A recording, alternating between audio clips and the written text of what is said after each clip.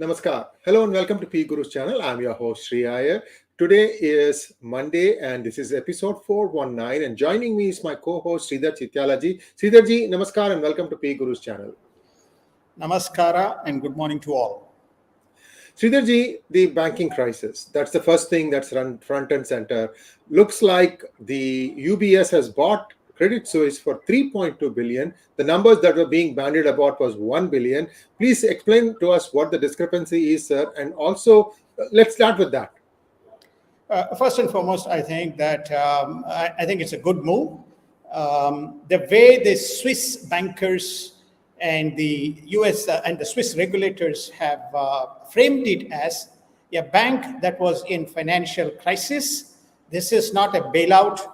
And they felt that it was important to preserve this, the Swiss banking system, and therefore they facilitated a merger. 5 central banks were involved because liquidity has to be created, and also the epidemic. If there is a problem because of Credit Suisse, it cascades down the world. Bank of Canada, Bank of England, Bank of the Fed, the European Central Bank, and then of course the Swiss National Bank were involved to create a large financial enterprise which will have anything from $3.4 trillion to $5 trillion of assets under management. Obviously, this stabilizes the banking system within the context of any contagion in the large institutions. So that is my read. The liquidity will be provided by the Fed, 𝙭𝙬. And why it is $3.2 billion? Because this is they felt that this would be fair to both shareholders, notwithstanding the fact the Credit Suisse will take close to 70% haircut on the share price. Thank you so much for that clarification, Sridharji. Now, United States banking scenario. The market started down, but now they are up. The stock market has just opened. And clearly, the stock market approves of the purchase of UBS by Credit Suisse, I think. And looks like whatever the measures that have been put in place by the Fed seems to be holding, at least for now. Overall, is this a financial contagion, or are there other factors that cause this to happen, like a domino effect? Sridharji, I know that this is something that Paul probably did not model in his equations. I don't know. I'm just guessing loud here. Sir, give us a quick run-up on how this could have led from other factors. Great. Thank you so much, 𝙭𝙬. I've seen a number of comments despite poor video quality yesterday, right? And everybody saying US has an appalling bad banking system. So therefore, the world has to go somewhere. Now, let me reaffirm one more time. The US monetary policy and the US banking system is standing up to the failed policies on the fiscal side and on the foreign policy side of the Biden administration. Let's kind of go back. When he took over in 2021, February, we started the Russian war started. The oil prices went from $60 or $55 at that point of time to $125 before it cascaded its way. So when you have high prices on the energy side, it cascades itself into every perimeter of the economy, be it airways, be it travel, be it manufacturing, etc. The first issue. The second issue, the Ukraine war also precipitated the supply chains, especially around the fertilizers and the food grains, that also cascaded itself into the economic system. This is number 2. Number 3 is the China COVID, and the post-recovery from the COVID took a longer time, and you had pile up of commodities and goods in China, which never reached the shores. So you then suddenly stacked up the inflation in the US economy, which cascaded its way into the rest of the global economy. Now, inflation was not caused by bad management of the banks. Inflation was not caused by the bad monetary policies. Inflation was not caused by the inadequacies in the banking system of the United States. This is a clear message that is coming. So what has happened is they escalated the interest rates from almost 0.25% to now today you are at a prime rate of 4.25 to 4.5%.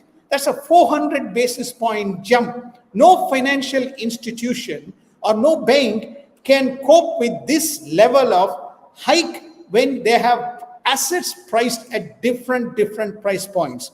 Give one example. The commercial real estate in United States has got $1.5 trillion priced somewhere between 0.25 and 0.5%. When those loans mature in the next 2 to 3 years, the hike in the interest rates to reprice those loans is going to be enormously difficult unless the banks, unless the Fed comes up and the Treasury comes up with a policy to reprice those assets and give them a better terms. As an example.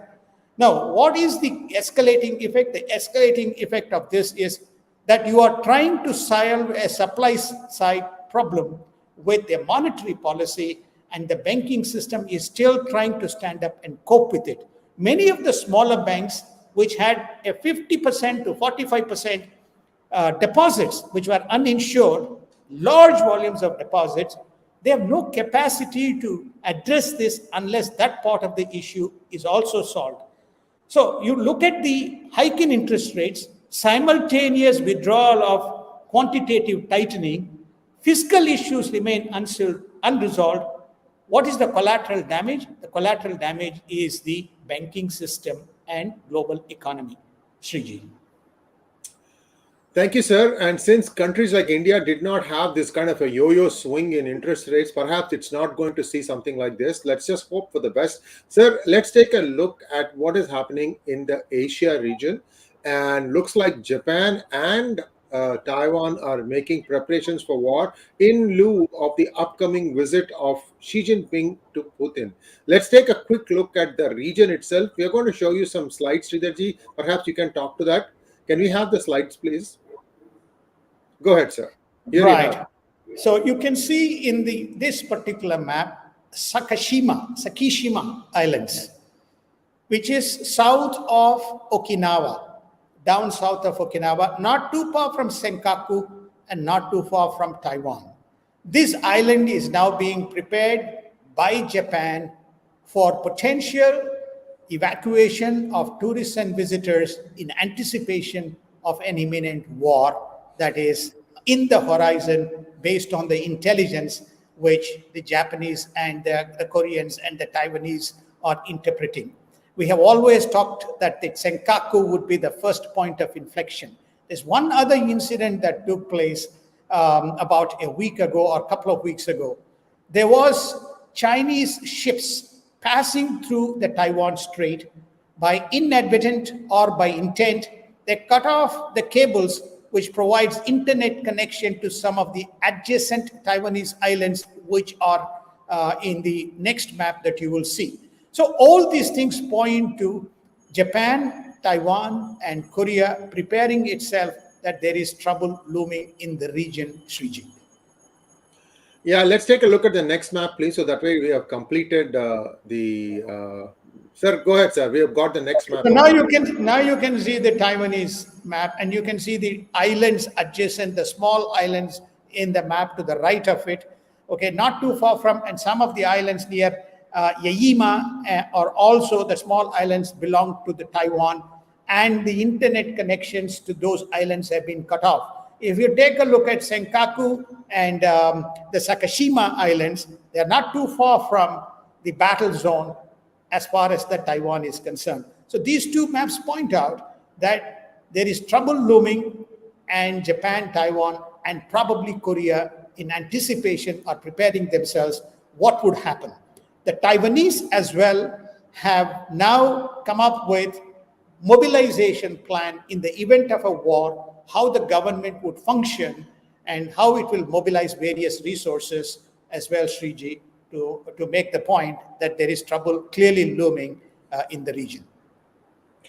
Sir, Germany and Japan partnered to work towards economic and supply chain security across India Pacific as the two government ministers meet to chalk out a plan. Japan's foreign minister visits Solomon Islands and talks security. Now, Japan is working on evacuating tourists that we touched upon. Many Asian analysts propose that South Korea should be invited to join the Quad to further enhance regional security. Sir, Quad, is it dead or alive or kicking, sir? Where exactly does it stand? Will it be able to take new members also? I think it should take new members. Whether it is alive or dead, I think Quad exists by name. Japan is a very strong advocate. The two terms that Japan and India and some of the nations that are referring to is not Quad, but they're talking about Global South and Indo-Pacific. Indo-Pacific peace, Indo-Pacific maritime security, Indo-Pacific supply chains, and Indo-Pacific technology companies and non-disruption of technology complexes. This is what these countries are talking about. Quad doesn't get mentioned. It used to be Quad, which was responsible for these issues, Sriji. Thank you, sir. And a new alignment, just like Sridharji has mentioned, is forming. It's called JIKIST. Japan, India, Korea, Indonesia, Singapore, and Taiwan. This is an acronym that we have come up with. It rolls off easily from the tongue. You could have done other variations also. Sridharji, this is a new grouping. Is it formalized or is it just something that we think will happen? PGurus are the very strong advocates of the formation of this specific group. It is realigning itself along those. So if you have heard it for the first time in PGurus. So Japan, India, Taiwan, Korea, Indonesia.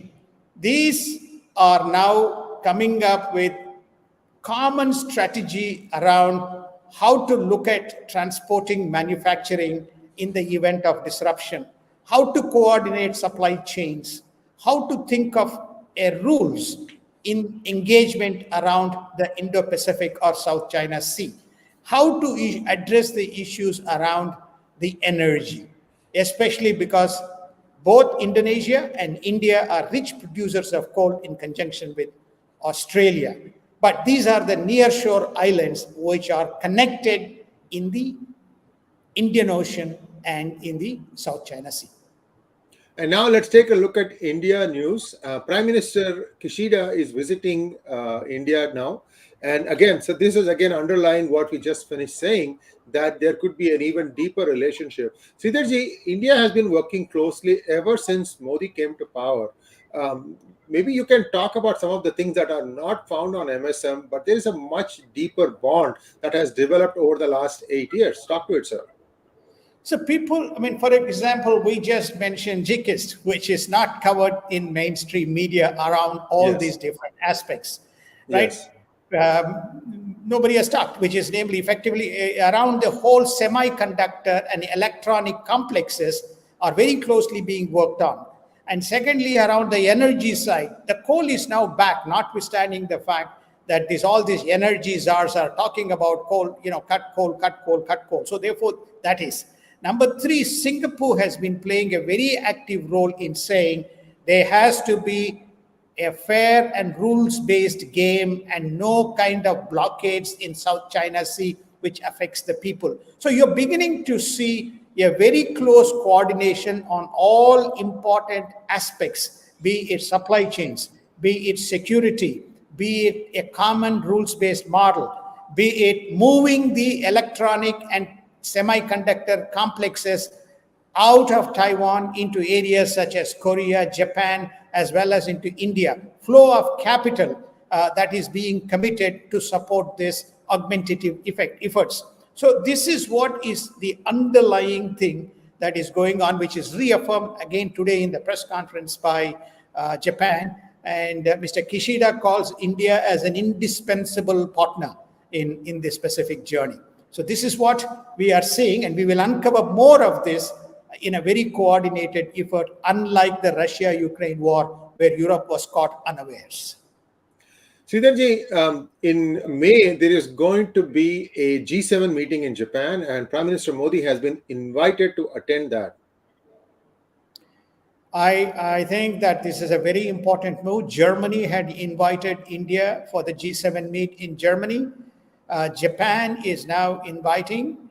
My feeling is that there will be a G8, and the G8, the 8th member, could be India. More than the UNSC, the G8 membership is very critical from a financial stability and from a financial engineering point of view, in addition to trade and commerce. I know a lot of pundits go on talking about de-dollarization and de-dollarization and de-dollarization.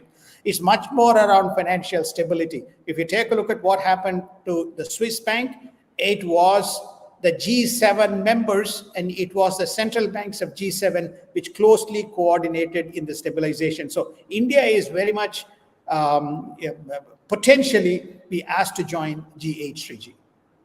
And if it happens, G8, you would have heard it. You would have heard it here first. My tongue is doing tricks with me. Sorry about that. Now, Modi has also mentioned that Indian banking system is stable.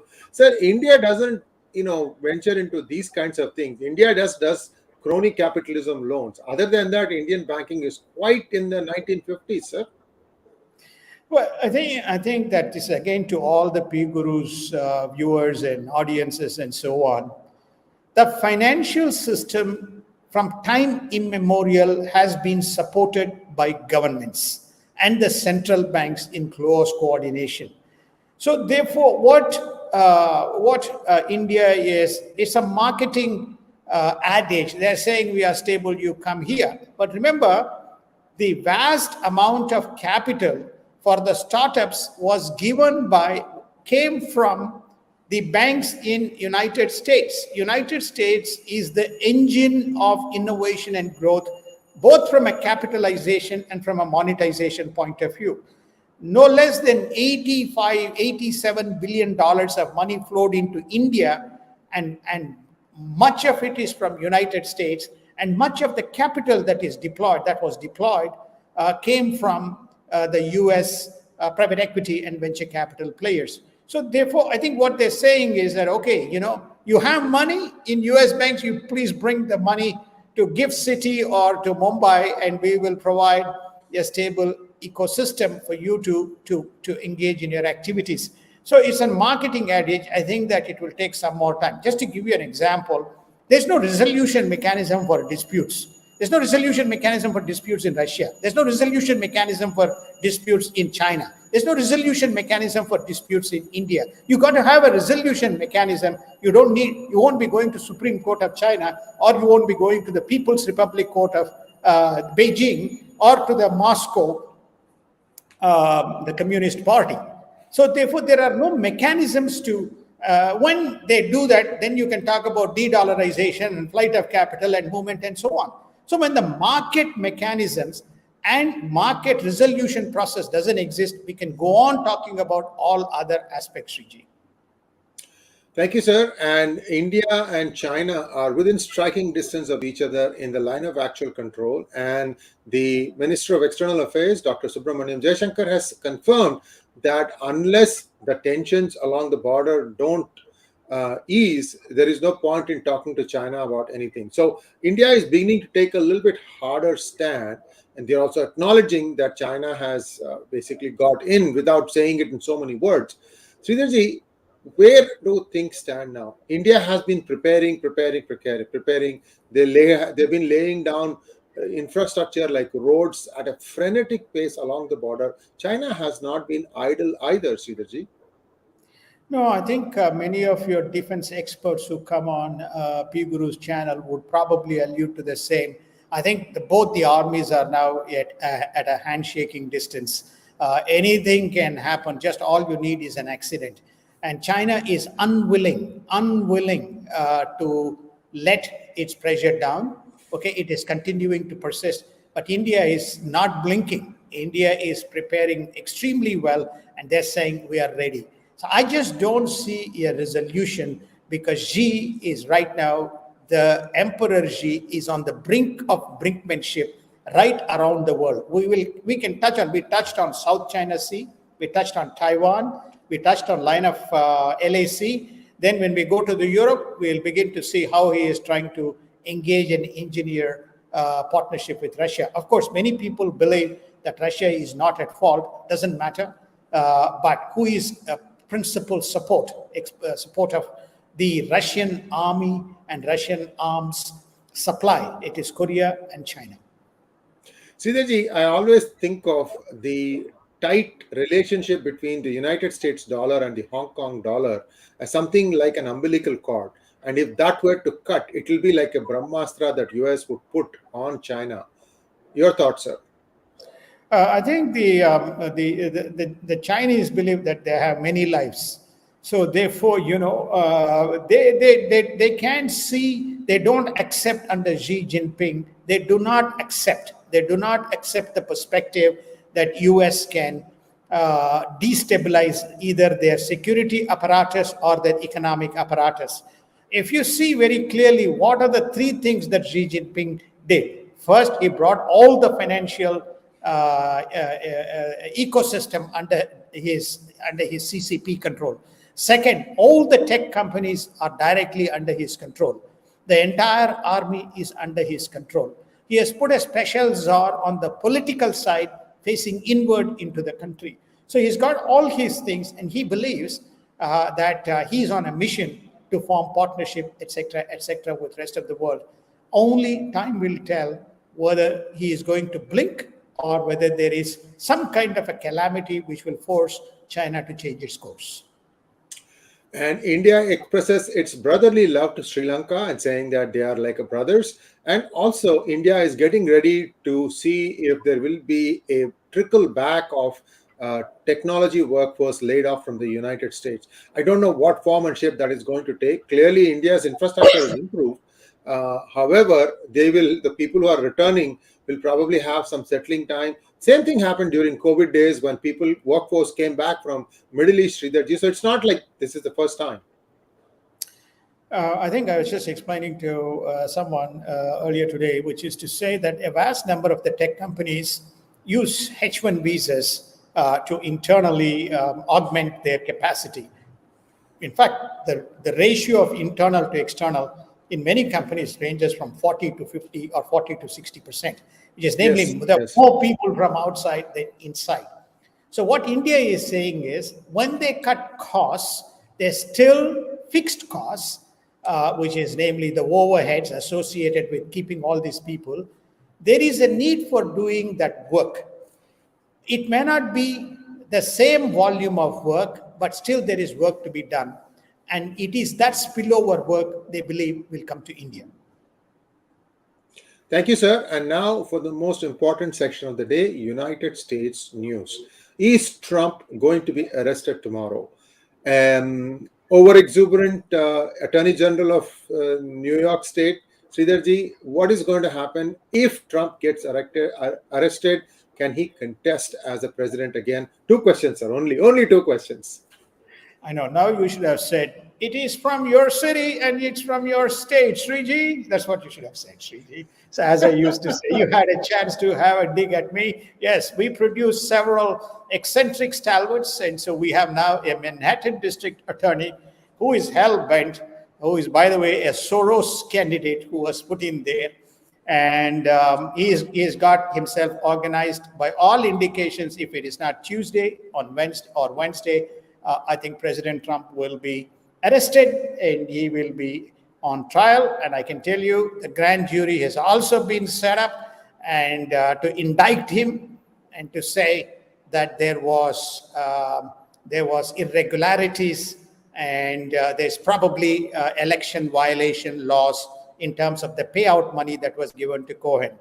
But many legal experts say it is BS, it'll be thrown out and he will come out successful. And Elon Musk has tweeted, this is the inflection point finally to bury the Democrats in the next election. So I think they're marching towards that unbeknownst to them, Sriji. That's my assessment. But there will be some trouble.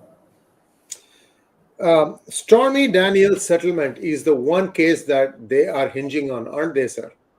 Yes, it is the settlement. It is supposed to be alleged affair between, this has been dogging since 2016, pre-2016.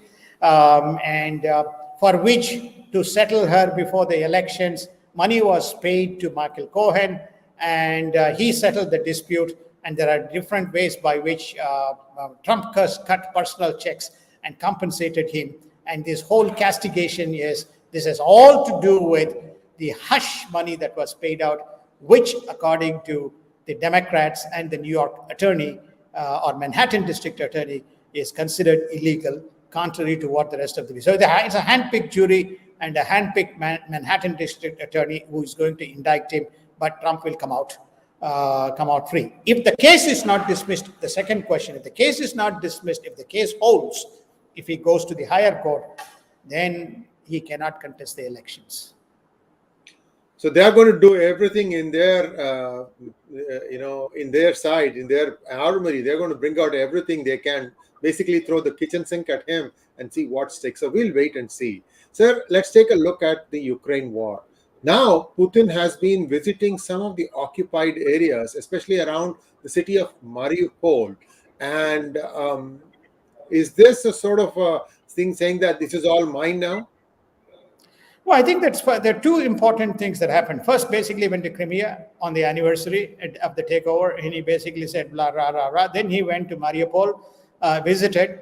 When he landed in Mariupol, the Russians launched a blitzkrieg of attacks on the east, especially around the Bakhmut region, something like close to 100 to 114 positions, to tell and send a message to Ukraine, okay, now don't mess around, we are here and we are saluting and honoring our leader and we are pounding you away. But the fact is, the Bakhmut still remains in Ukrainian hands. It's a stalemate. All Russia has done is take out the supply chains, and there's some difficulty, so it's an unresolved war. It is also to tell Mr. Xi Jinping, look, I'm holding on and I'm fighting, I need more support. Thank you, sir. I'm just going to quickly rifle through Middle East news. As a regional summit in Sharm el-Sheikh is planned to commence on Wednesday, which will be attended by the PLA, Egypt, Jordan, Israel, and United States, Hamas fires a rocket towards Gaza. Kurdish general asks for toppling of Iranian regime, and Syria and UAE work towards normalizing relationship after the Iran-Saudi deal. A lot of things happening. Kurdish general says fire the entire mullah regime of Iran. The other countries such as UAE are working towards a rapprochement. I think Iran is it's very interesting. UAE is working towards rapprochement with the Syrians and telling Syrians, come on board. We'll bring the Israelis, and Israelis will provide you the support both against the Islamist forces as well as the Iranian regime, which is trying to fight you from your territories. This is what the new kind of realignment. You can very clearly see the UAE is taking a slightly opposite stance to the Saudis. So we have global insights. So you can see that we have 5 different fulcrum areas, and all of those 5 areas, you can see different shaping of alliances taking place and simultaneous meetings. The most important meeting is at Sharm el-Sheikh on Wednesday, where you will have PLA, where you will have Jordan, where you will have Israel, and you have Egypt, and you will have United States at that specific meeting, basically to say, guys, this Hezbollah and the Iranian surrogates are ruining peace in Palestine. Try to coexist, and there will be a mechanism by which some kind of autonomy will be given to the PLA, and it will still be, I don't know whether it will be a 2-state solution, not under Benjamin Netanyahu, probably a 1-state solution. But while this happens, there is simultaneous realignment even within the Middle East post-West Asia Accord. In West Asia Accord was a great triumph by the Trump, where he brought, including the Saudis, the Bahrainis, the Kuwaitis, the Israelis, all together, and the UAE, and under one umbrella. When I talked initially about the economic catastrophe, I talked about the Biden's, some of the foreign policies, and one of the big policies is Saudi Arabia. I believe Saudi Arabia will eventually break the Chinese nexus and will come back mainstream into the Euro-US bloc, Shriji.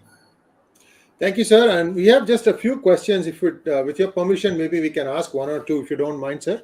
Here's the first one. By the way, viewers, on this, we are going to start our Ask Abhijit session with an explanation on why this coordinated attacks happen. So do tune in. That's going to be in about an hour's time from now. Sridharji, please go ahead, sir. Somebody is asking whether the Khalistani protests in United Kingdom, Canada, and Australia have ulterior motives that are such as derailing the free trade agreements with India, UK, Canada, and Australia on the closest trading partners. Is there a correlation between the two? No, I just don't see anything strategic on FTA and trade. These are what we call as very, very vulnerable points. UK is a very vulnerable point as far as targeting and attacking the Indian High Commission and showcasing to the world that we can deal with India. So I think that's on the UK side. The Australia is a new frontier in terms of looking at temples and targeting and vandalizing these temples. Canada and UK has always been the forefront of some of these renegade anti-India forces. Doesn't matter they are from within India or from outside India, to target and embarrass India, Sriji. Thank you, sir. And another quick question here. Such free trades agreements will fasten the pace of de-dollarization, and these protests, including BBC documentary, are being done to derail this free trade agreement. I think we just answered that question. Let's go to the next question, please. We have one or two more questions, sir. Partha wants to know, will TSMC's 3 nanometer and latest ever shift production out of Taiwan regardless of a hostile China to diversify production? The answer is yes. I think they are looking at both Japan and they are also looking at United States. The answer is yes. They are looking at diversification. Yep. I don't buy this 3 nanometer. I was working in that industry. Even 14 was like really, really difficult. They're just, stacking 3 or 4 and dividing it by 3 or 4 to say that, 14 nanometers stacked 4 deep is divided by 4 is equal to 3. Some gas there. People can read up on this. I don't think there is any single-digit nanometer technology possible. Do you understand even the kind of technology you have to use? You have to create plasma, capture it with mirrors. I can go on. Anyway, this is just my 2 cents, sir. Sriji, one is the complexity of the technology and whether you will do 3 nanometer. That's one part.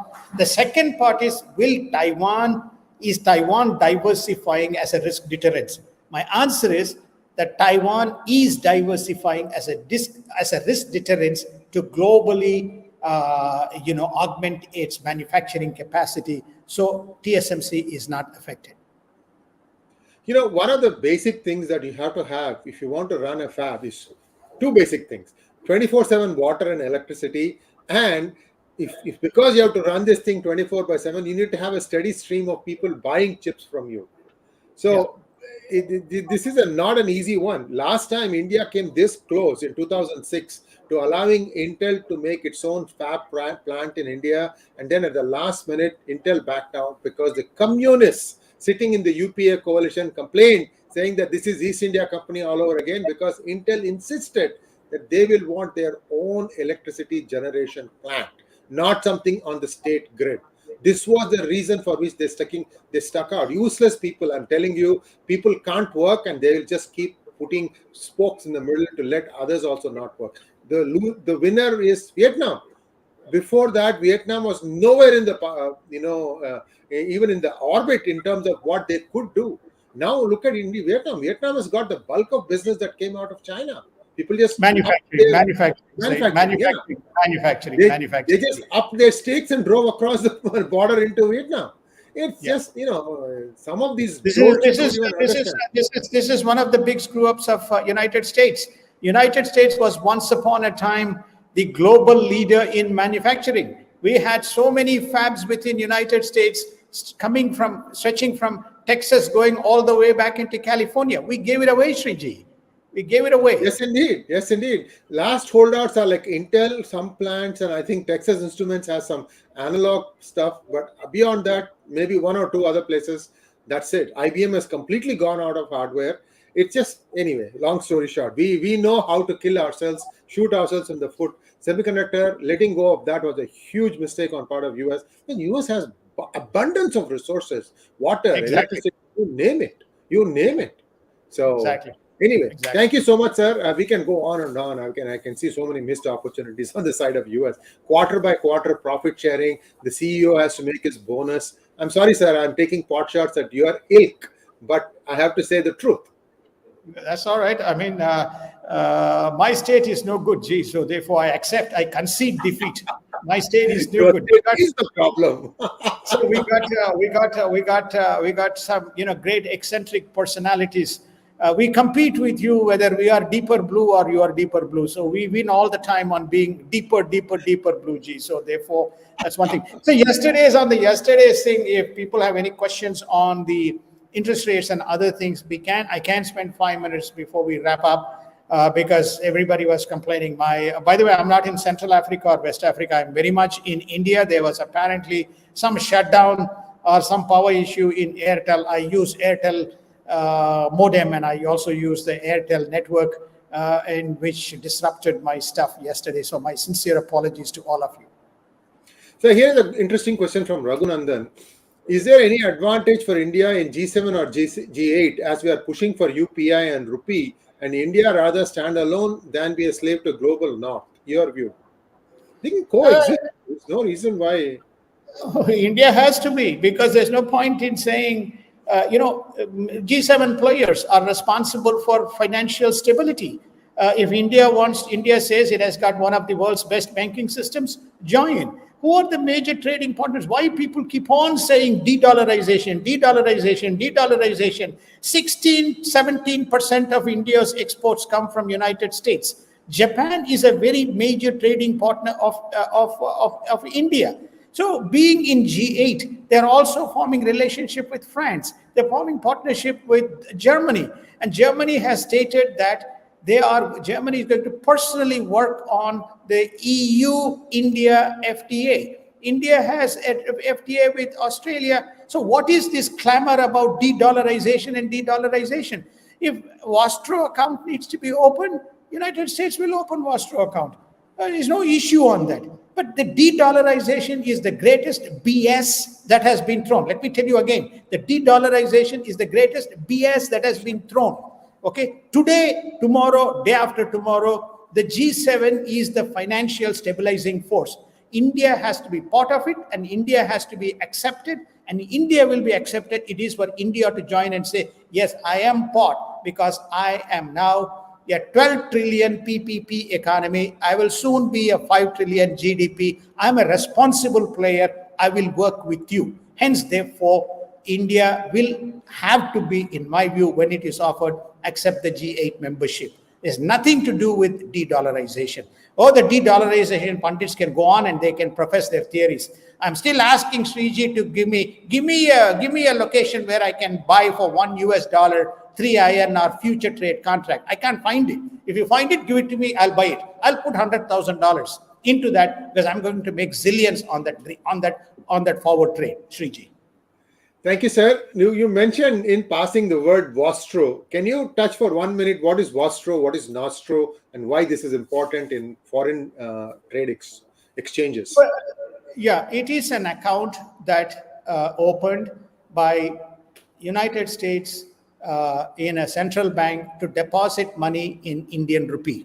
And when United States has to receive money in US dollar, then India will use that specific account to fund on an agreed rate that is determined, and that agreed rate will remain in force. Today, India is pegged to US dollar. It is variance to other currencies, but it is pegged to US dollar.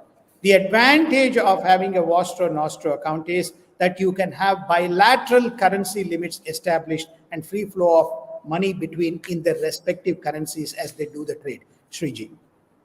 So that's the range that we talked about a few DGIs ago. Some of you sharp observers might have noticed. Sridharji had mentioned that range. I'm not going to mention here. You guys can put in comment whether you understood what the numbers were, and let us take it from there. And you will notice this was mentioned about a month ago, and see where the range is between US dollar and Indian rupee.